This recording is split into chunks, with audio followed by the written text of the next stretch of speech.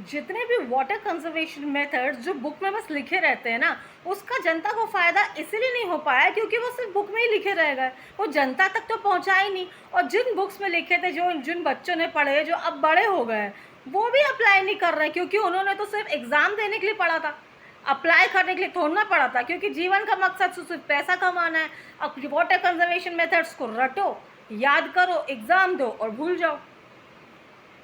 इसलिए इन conservation methods का फ़ायदा नहीं हो पाया जनता को। लेकिन अभी मैं अपने इन वीडियोस के माध्यम से वो जो कंजर्वेशन मेथड्स हैं उनको बहुत ही ईजी लैंग्वेज में उनके रियल पर्पस को यहाँ बता रही हूँ, ताकि अब जनता उन कंजर्वेशन मेथड्स को अपनी रियल लाइफ में अप्लाई कर सके और उन कंजर्वेशन मेथड्स का जनता को रियल में फ़ायदा मिल सकेगा। ये कंजर्वेशन मेथड्स अप्लाई करना मुश्किल नहीं है, पर बिना पानी के जीवन जीना बहुत मुश्किल है। यकीन मानिए, conservation methods are not difficult. Life without water is very difficult, is impossible without water. Please please इन कंजर्वेशन मेथड्स को अप्लाई करिए और इस बात को समझिए कि पानी कितना इम्पोर्टेंट है हमारे लिए और कितनी जल्दी ख़त्म हो रहा है धरती से। So first thing, renewable water resources and non renewable water resources. Renewable water resources वो होते हैं जो जल्दी रिन्यू हो जाते हैं, वापस बन जाते हैं अर्थ सरफेस पर। जैसे कि नदियों का पानी, पॉन्ड्स का पानी बारिश से जब भर जाता है तो वो वापस रिन्यू होता है। तो जो पानी हमारे धरती में, नदियों में और ओपन वाटर बॉडीज़ में है, वो पानी वापस जल्दी से बन जाता है बारिश के थ्रू। बारिश के थ्रू वो नेचुरल रिसोर्सेज जल्दी से भर जाते हैं, तो वो रिन्यूएबल रिसोर्सेज हैं जो वापस जल्दी से बन जाते हैं, खुद बनते हैं। नॉन रिन्यूएबल वाटर रिसोर्सेज वो हैं जो जल्दी से नहीं बनते हैं, जिनको वापस फॉर्म होने में, वापस बनने में सदियों लगते हैं। Ground water is a non renewable water resource. धरती के अंदर जो पानी है, जो बोर से निकलता है, वो ऐसा है जिसको वापस बनने में सदियां लगती हैं। तो जो लोग ये सोचते हैं ना कि नदी, जो बारिश से पानी बह रहा है, वो धरती के अंदर भी तो जा रहा है। बारिश से जो पानी बहता है वो धरती के अंदर, सिर्फ सरफेस के अंदर थोड़ा सा जाता है। हम जहाँ से पानी निकालते हैं डीप रिजर्व्स में से, डीप, बहुत ही गहराई से निकालते हैं। धरती के अंदर इतनी डेप्थ में बारिश का पानी नहीं पहुँच पाता है, इसलिए जो डेप्थ का पानी है वो वापस जल्दी नहीं फॉर्म होता है, उसको फॉर्म होने में सदियाँ लग जाएंगी, सदियाँ लग जाएंगी। हम ये समझ लीजिए, सदियों का पानी, कई सारी पीढ़ियों का पानी बहुत ही जल्दी यूज़ करके ख़त्म कर रहे हैं। भारत का water stress level is between 41% to 53%। मतलब वाटर स्ट्रेस का मतलब कि जितना पानी अवेलेबल है, जितना पानी धरती पे है, हम उससे 53% ज़्यादा पानी यूज़ कर रहे हैं। और 53% वो पानी यूज़ कर रहे हैं जो धरती के ऊपर है, जो जल्दी रिन्यू होता है। मतलब जो पानी जल्दी से वापस बन रहा है, हम उसको भी एक्स्ट्रा यूज़ कर ले रहे हैं। मतलब उसके जल्दी से वापस फॉर्म होने की कैपेसिटी से भी ज़्यादा यूज़ कर रहे हैं। मतलब जितनी जल्दी वो बन नहीं पा रहा धरती के ऊपर का पानी, उससे ज़्यादा स्पीड में हम उसको यूज़ कर रहे हैं। अब ये तो हो गई धरती के ऊपर के पानी की, नदियों की बात, जो वापस बन रहा है जल्दी फिर भी। इसके अलावा हम धरती के अंदर के पानी को यूज़ कर रहे हैं, जिनको बनने में सदियां लगती हैं। आप समझ रहे हैं कि धरती पे पानी का संकट कितना बड़ा है, कितना भव्य है ये संकट पानी का। इसलिए बारिश के पानी को धरती के अंदर बहुत ही गहराई में भेजना बहुत ही ज़रूरी है। अगर हम नेचर पर छोड़ देंगे कि नेचर खुद उसको रीन्यू करेगी, सदियां लगेंगी नेचर को उसको रीन्यू करने में, क्योंकि वो हम डीप लेवल से निकाल रहे हैं। सच्चाई तो ये है कि हमको हमारे यूज़ के लिए जो वाटर है वो धरती के ऊपर ही है। हमें धरती के ऊपर जो सरफेस लेवल पर वाटर था उसको ही यूज़ करना चाहिए था। जो डीप रिजर्व्स में वाटर था वो सिर्फ संकट के समय के लिए ही था, कि बहुत ज़्यादा कभी सूखा पड़ जाए तब उसको निकाल के यूज़ करो, क्योंकि उसको फॉर्म होने में सदियां लगी, उस पानी को बनने में सदियां लगी हैं, तो उस पानी को बनने में सदियां लगेंगी। तो धरती के अंदर का पानी हमें अभी यूज़ नहीं करना था, हमें तब यूज़ करना था जब भगवान न करे मगर बारिश ना हो पाती, बारिश नहीं होती है, सूखा पड़ता तब। लेकिन हमने धरती के अंदर के पानी को पहले ही यूज़ कर लिया है। पहले कई साल तक बारिश नहीं होती थी, तब भी सूखा नहीं पड़ता था, क्योंकि उस समय धरती के अंदर का पानी यूज़ नहीं होता था, सरफेस का पानी यूज़ होता था। और धरती के अंदर का पानी भी यूज़ तब होता था तो कुएं से और हैंडपम्प से।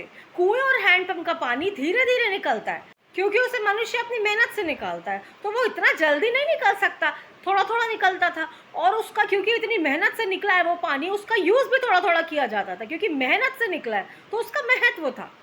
अब क्योंकि बोर में से पानी इतनी स्पीड से निकाला जाता है पंप्स के थ्रू कि उसका महत्व ही खत्म हो गया। और इतना सारा पानी जो हम निकाल रहे हैं उसको वेस्ट भी कर रहे हैं, क्योंकि ईजिली निकल जाता है।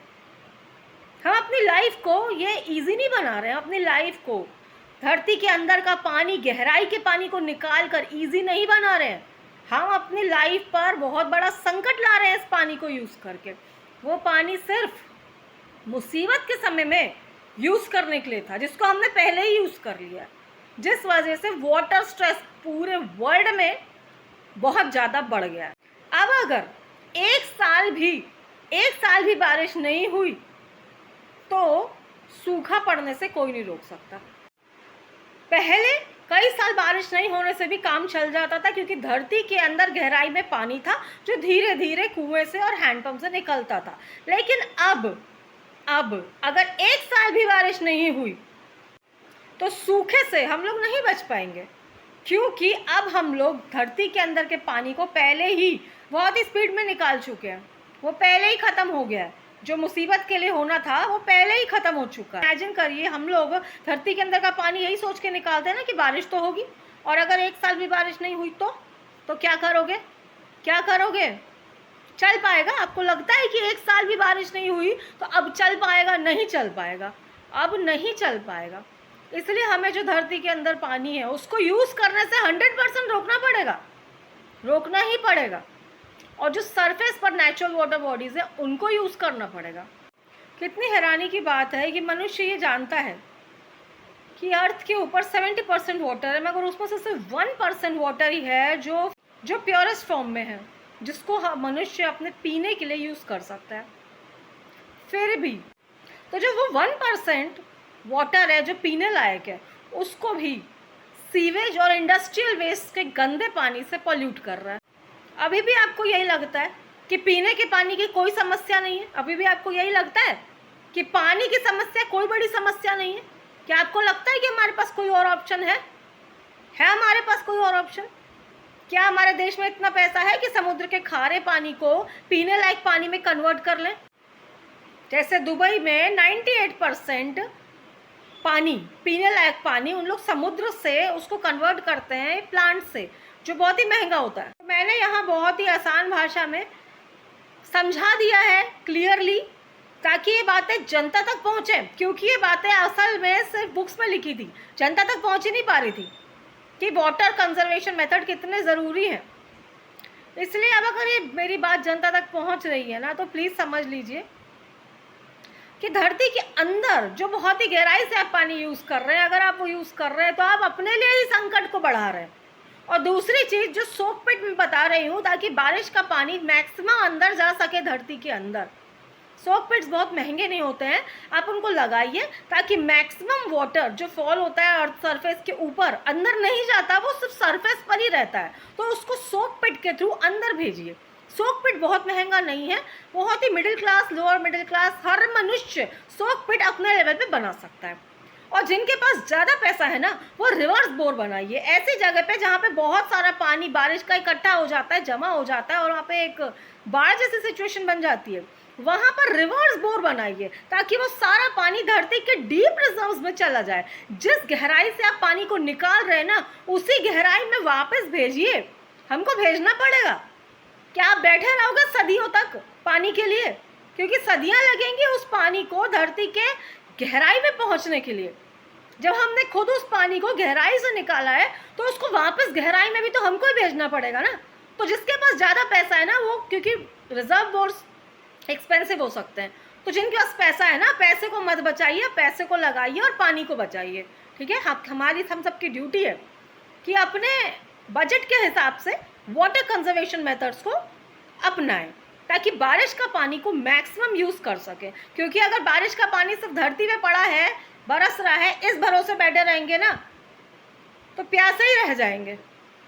मानिए, इस बात को समझिए, वाटर कंजर्वेशन मेथड्स को अपने बजट के अनुसार अपनाइए। इस साल बारिश आने से पहले हमें पूरी तरह से तैयार रहना है कि बारिश का एक बूंद पानी भी वेस्ट ना हो, धरती के ऊपर पड़ा ना रहे, जमा होकर बस वापस इवेपोरेट होने के लिए हम उसको खुला नहीं छोड़ सकते। हमें ये निश्चित करना पड़ेगा कि बारिश का पानी पूरी तरह से धरती के अंदर जाए, डीप डेप्थ में भी जाए, और थोड़ा सा भी पानी रोड पर, पार्क में, गार्डन में या किसी भी एरिया में थोड़ा सा भी पानी धरती के ऊपर फालतू पड़ा वेस्ट ना हो। जब बारिश होती है और धरती में कहीं भी रोड पर या किसी भी एरिया में थोड़ा सा भी पानी अगर जमा दिख रहा है, इसका मतलब हमने उस पानी को वेस्ट कर दिया, हमने उस पानी को यूज़ नहीं कर पा रहे। थोड़ा सा भी पानी अगर वो पड़ा है ना धरती के ऊपर, थोड़ा भी जमा, अगर कहीं भी छोटे छोटे गड्ढों में भी दिख रहा है ना, मतलब हमने उनको वेस्ट कर दिया, हमने उनको यूज़ नहीं किया। क्योंकि जमा तो नदियों में हो रहा है, पॉन्ड्स में हो रहा है, और जो धरती के ऊपर रोड भर जाती है एक्स्ट्रा पानी से, उसको अंदर कौन डालेगा? हमने वेस्ट ही किया ना। क्या अभी हम अफोर्ड कर सकते हैं पानी की वेस्टेज? क्या हम अफोर्ड कर सकते हैं पानी की वेस्टेज? अब बारिश का पानी का वेस्टेज करना अब हमारे जीवन पर संकट ला सकता है।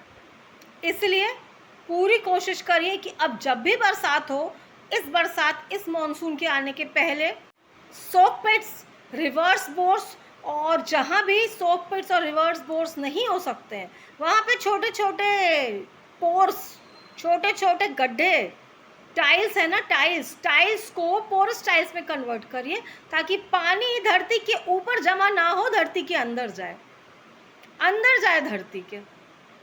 इनमें से जो भी ऑप्शन आपको सूटेबल लगता है, आप उस ऑप्शन को अपनाएं और अपने घर में, आसपास की सराउंडिंग में, अपनी कम्युनिटीज़ में मिलकर इन चीज़ों को करें। क्योंकि खाना अगर दिन में 2 बार या 1 बार भी मिल जाए तो चलता है, पर पानी दिन में कई बार चाहिए हमें पीने के लिए। इस चीज़ की सीरियसनेस को समझें, काम को करें, शुरू करें, जल्दी शुरू करें। अगर ईश्वर ने कृपा करके अच्छी बारिश दे भी दी तो ये हमारे पास अच्छा मौका है, इस बार बारिश के पानी को अंदर जाने की व्यवस्था बनाकर हम बचा सकते हैं अपने लिए पानी। और ये वन टाइम इन्वेस्टमेंट है, सिर्फ एक बार इस काम को हमें करना है, उसके बाद तो खुद ही पानी अंदर जाता रहेगा ना, तो इससे हमारा ही जीवन आसान होगा। अपने जीवन को आसान बनाने के काम करिए। जीवन को हमने बहुत मुश्किल तो बना ही लिया है, अब आसान बनाने की तरफ काम करिए।